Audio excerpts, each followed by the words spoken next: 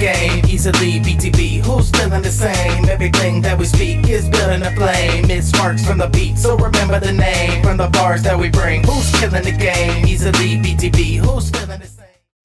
All right, guys, welcome to another episode of the Bring the Bars podcast. As always, I'm your host, Casey, and today I am joined by Joe the Poet. How you doing, man? What's good, everybody? What's good? Well, to kick these off, you're new to the show, so I just want you to introduce yourself to everybody, let everybody know a little bit about your music and where they can find you. Already. I'm Joe the Poet, as y'all may know, some of y'all may not. You can find my music on all social media, or all streaming platforms. You can find me on all social media. Well, I'm not on TikTok or Twitter right now. I'm just on Instagram and Facebook.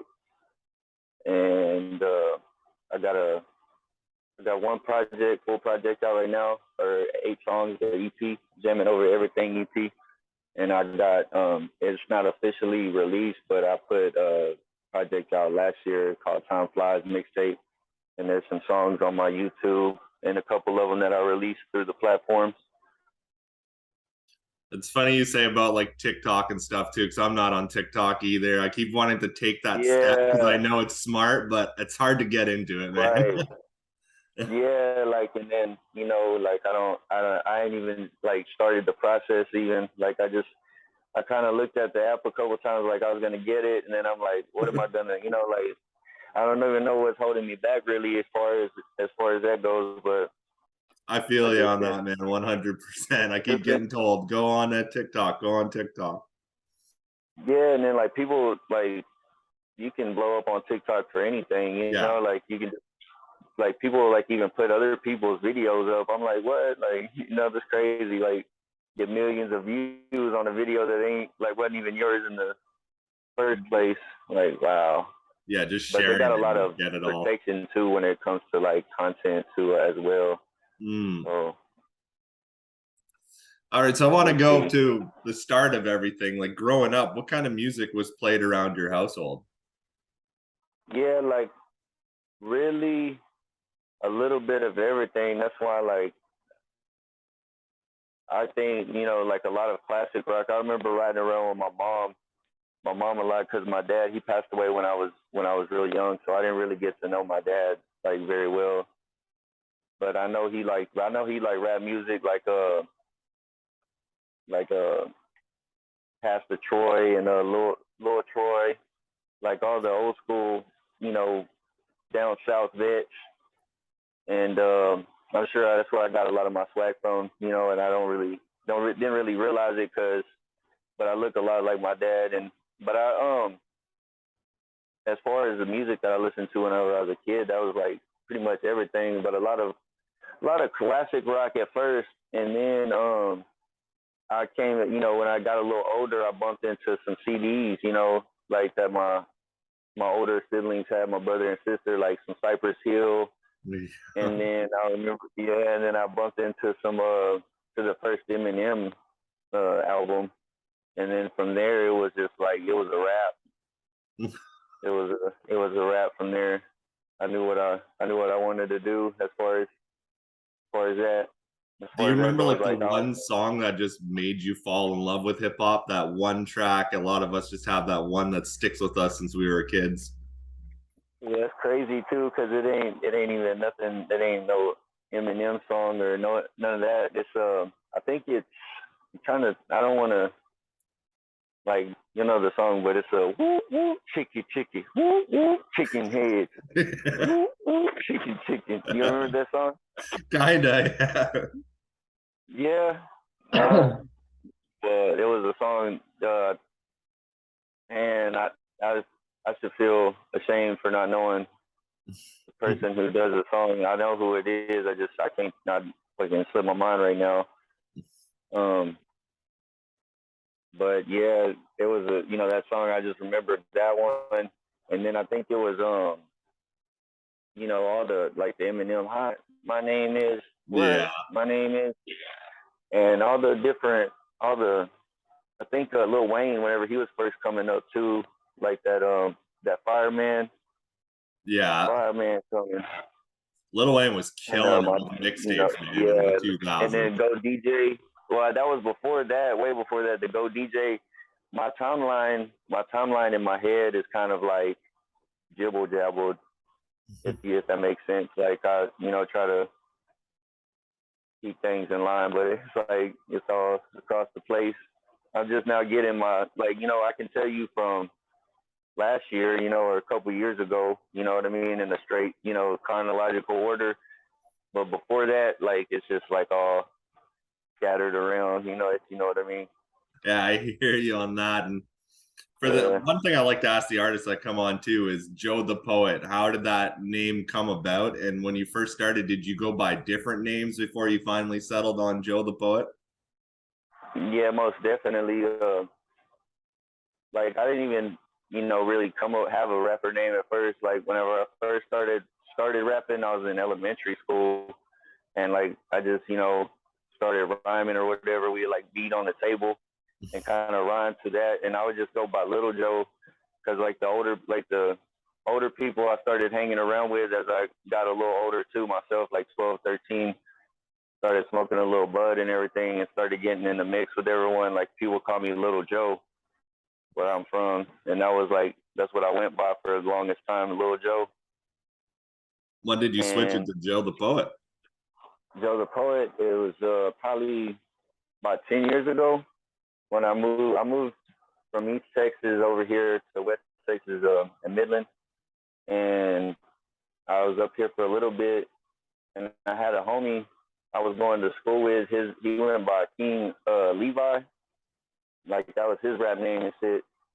And I was thinking of things that were had to do with in the high courts, like in the magistrates or whatever, and like they had poets, they had their poets and shit that went in and wrote philosophers and things like that. So and would write things for them. I don't know. So I just kind of went, and then I'm a poet, as I can write poetry as well. I haven't sat down and actually done any of that in a while, and I used to be pretty good at like spoken word too, like just in the moment. Like I was pretty good. I haven't really done that in a while either. Just really been sticking to rap. So that's how I switched the name to Joe the Poet, and then I added the acronym to my name. It also just went with it, like jamming over everything, the poet. So like everybody calls me Joe the Poet, but really it's like Joe the Poet. But I don't really stress that. I don't really stress on that too much. Yeah, I would have not known that. Joe the Poet. Yeah, a lot of people wouldn't have. Like that's why I went with my first project as Jamming Over Everything EP, because that's what it stands for, JOE, Jamming Over Everything. Oh, nice. Yeah, I would have never thought that. That's a cool little tidbit right there. And you're talking like at starting off, you were kind of rapping with your friends, banging on the table, making the beat. That first step into like recording, when we finally take that first step, like what pushed you to actually get on a mic? It's one thing to write your lyrics down, but to actually put yourself out there. Was it a friend that pushed you, or was it just something you always dreamed you wanted to do? How did that turn out? Well, I always dreamed I wanted to do it too. Like I always wanted to, and we when I was younger too, we would find like them old tape recorders, the tape radios that had you could put the tape in and hit record and record over it, you know what I mean? And like we'd do it like that. So that I always was, love hearing people's first stories of their recording, how it's always just like on a tape or this old shitty mic or something. Or the Nokia, man. Like I remember the brick, like the old Nokia brick that had Snake on it. Like it had a mic on it. Like it would have, you could record and shit on it. And I would hit the beat and like record on that too. But I think I really getting me into my first studio to my homeboy from here. His name's James Archie. That's the homie that I ended up getting Joe the Poet. Like how I came to put my name Joe the Poet. I met him in school here, and he knew people over here already, and introduced me to another vet from over here. His name is J-Ro, and they were kind of at that time they were running stuff around here in Midland, the Midland scene and local area. So it was like a blessing, and it kind of was like, you know, destiny for me to meet him, and like he put me in my first studio here over here in Midland. And that was like, I always wanted to get into a studio. It just was like, you know, when it finally happened, it didn't happen until I was 18. Yeah. Till I finally got into an actual studio and recorded my first song. And that was in 2011. Okay. Do you remember the very first song you recorded on that Nokia, and what would you think about it now if you were to like look back at that? No, man, and even the stuff that I did like in 2011, you know, that I was doing back then, like, you know, 10 years ago, it's like, oh, you know, like it sounded dope. It sounded dope then. Like I still had some good stuff to say, but just like my flow is like totally better. Like my cadence, my timing, the way I put my words together and things like that, definitely a big difference. And then like even like things you thought was like dope back then, like, you know, we used to be like, oh yeah, like you know what I mean? Like that was cold, you know what I mean? It was cold then, and then like now it's just like you would hear it and be like, oh, you know, like you know, it's like, always funny when you first do it too, right? How you don't even know the recording process. Like you think you just rap your verse over. You're not thinking about dubs and all this shit, ad libs, and your breath and your breath too. Like it was like a big thing for me. Like, and then like I wasn't used to writing. Like I would like before I would just freestyle everything, and then like you really when you start recording, like you really start like it started pushing me towards having a structure, you know, to my song, have something to look at, you know, like to, you know, you got a song, you know what I mean? Before you go into the studio and waste that money, you know, or waste that time to go in there, you already got your stuff ready. Some people are good like that, you know, like you can just go in and just, you know, freestyle a song in like, you know, 15 or 20 minutes. Like it's rare, but it happens. Yeah, and I touched on it a little earlier before we started recording and talking about all these people you linked up with, and I gave you a big shout out on Top of the Line. You did a feature for Chronos, a BTB alumni to the fullest. How did you guys connect up like with Chronos? Well, and Chronos, shout out to Chronos, man. He's been a big inspiration to me. Big shout out to Chronos. Yeah, his work ethic, his hustle, and just, you know, he's a genuine, humble dude. Yeah. And he's not scared to pass the ball. He's not, you know, he's lended a hand to me, and you know, kind of helped me. He helped, you know, he brought me in with y'all for one. And that the group has really been like, it's the only group that is actually that is interactive. You know, like we try to make it. You know, like we. Yeah. You know, and as far as like Chronos, he's just been a big, you know, inspiration, a big help and motivation as far as watching him, and then you know, getting on the song with him was definitely an honor for me. I'm gonna be getting him on my next project for sure. Well, I'd like to talk to you in the near future about something if you want to whip something up. Oh, for sure. Perfect. Yeah, man. So I want to go into Jamming Over Everything, your recent EP that you dropped. For people who haven't heard it, how would you describe this EP?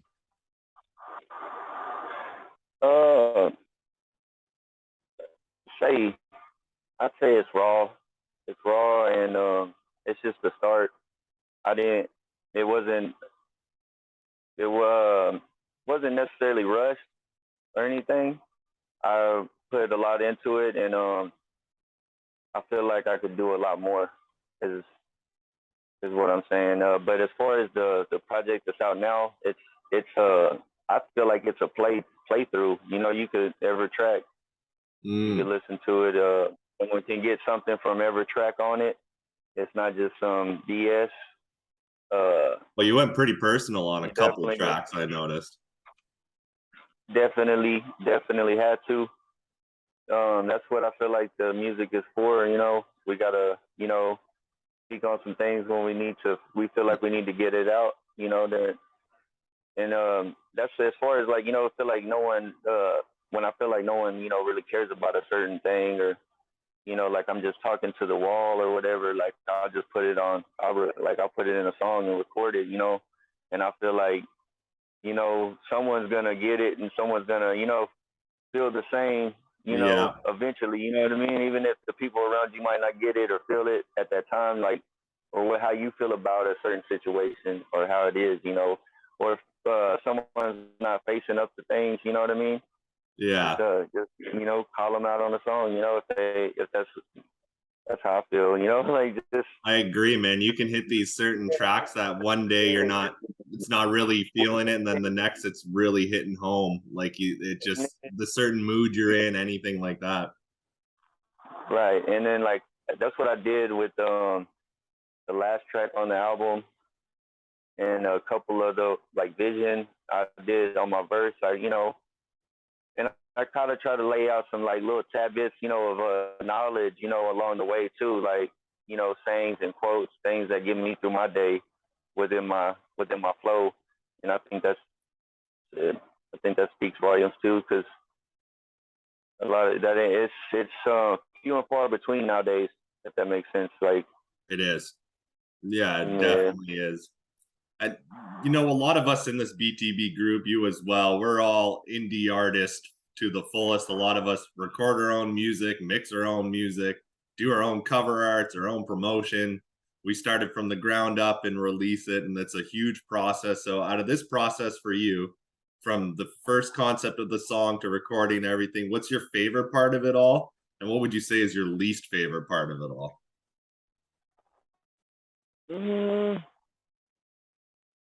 I say, I also want to add too.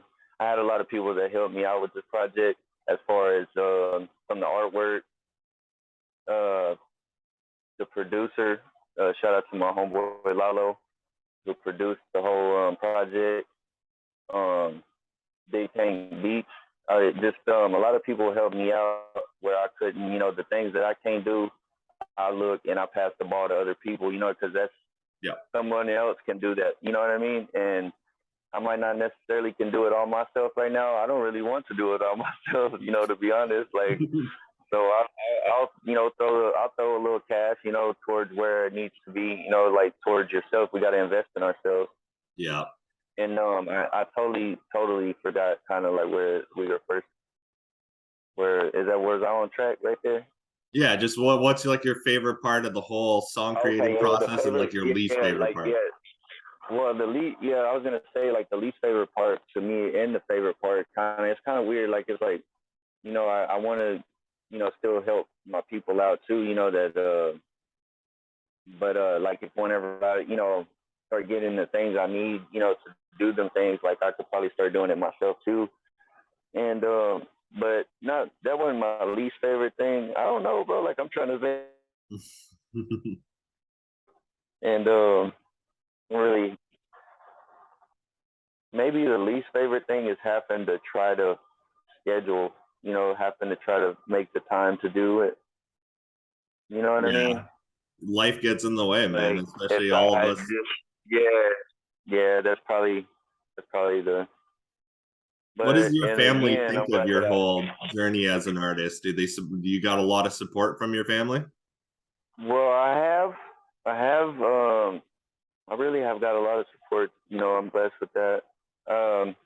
But just as far as I didn't support myself, you know what I mean, for a long time. Like I didn't support myself as an artist. I was lost for a long time too, as far as, that's a whole nother talk, but I'm just now getting it all back. But yeah, my family's been real supportive.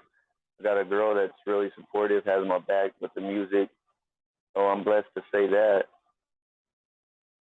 Yeah, that's definitely a huge help. I feel like in the last 2 years since I've been released from, since I was released from custody of Texas, that I really stepped up and got, I met y'all. I came into y'all's group and really just bringing myself into the light more and not being scared to like put myself out there. Yeah, you're one of the newer members that jumped full force into it, which is nice to see, because I've brought people in and people left because they don't get the concept. I was like, if that's like that's what I was looking for, you know, like I was looking for something like that, because like I was jumping around all these other groups that said that they were for this or that, and just really, you know, nothing. And everybody wants to put their stuff on there, but no one wants to take the time to like, you know, look at everyone else's stuff. And it just kind of like, I make sure every day I go through and look at the BTB page, you know, and see what's new. Yeah, it's crazy how it turned out, because you're talking about these other pages, and like it's so true that I want to share with y'all. You know what I mean? And I need to get better with asking questions or making some conversation or something. Yeah, but that's as far as my interaction with the group. That's where I'm at. You know. Well, it's the reason you're on the podcast right now, man. It's always interactive members that get the podcast and get this stuff. So you definitely jumped in full force. I'm glad we finally caught up and got to do this, man. Yeah, me too. And so what's next? What's coming next from Joe the Poet? What can we expect in the next couple months or the rest of the year? Okay, we got I got a lot of shows over here in Texas and New Mexico lined up for the rest of the year. And then I'm definitely working on some new music. Probably will have a single from the next project released by the end of the year. But I'm gonna try to get some videos. I'm definitely gonna have some merch coming pretty soon. Getting that off the ground. Some hard copies of this project. But I already got some music working. I'm already working on some music for the next project. I'm not sure which way I'm going to go with it, if I'm going to do a number 2 or if I'm going to go another way and then come back to the number 2. But I'm definitely going to keep on with the Jamming Over Everything series. So that's not over. I'm going to keep on with that. But I'm thinking this next one is going to be a bigger project that I'm going to put out. Nice. I can't wait for it. And since you're this is your first time on the podcast, we had a lot of repeat guests, but what we do to end the show is I like to do a segment called Name Your Bars. So right here, I have written down a couple bars from your tracks, and let's see how well you know your track, and if you can name what track this bar or two is from. And there's going to be 5 tracks. Okay. So first one I got here is Living with the Purpose, Seeing Life Beneath the Surface. Hold on. Of course, it had to try to cut off whenever. You got me? Hold on.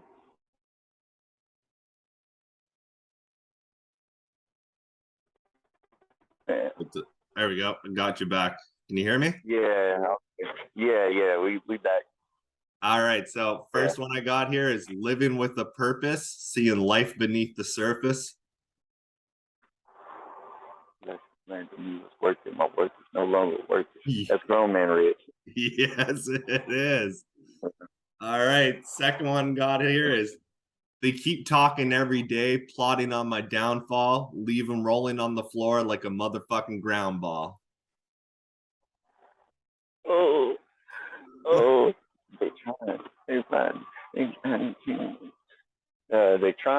trying. Yes, it is. They trying. Yeah, they trying. 2 for 2. All right. Third one is Applying the Pressure on Every Occasion, Knocking Doors Down like Home Invasions. Yeah, that's Land of Money. Yes, it is. You know your shit. We got 2 more here. Final 2. I'm gonna hit it, smash it, work it like magic, break the back end like a car when it's crashing. Yeah, that's top of the line. Yeah, it is. And the final one, can you go for 5 for 5? It's really kind of hard to explain the way I'm feeling, trying to save the whole world, but you're labeled as a villain.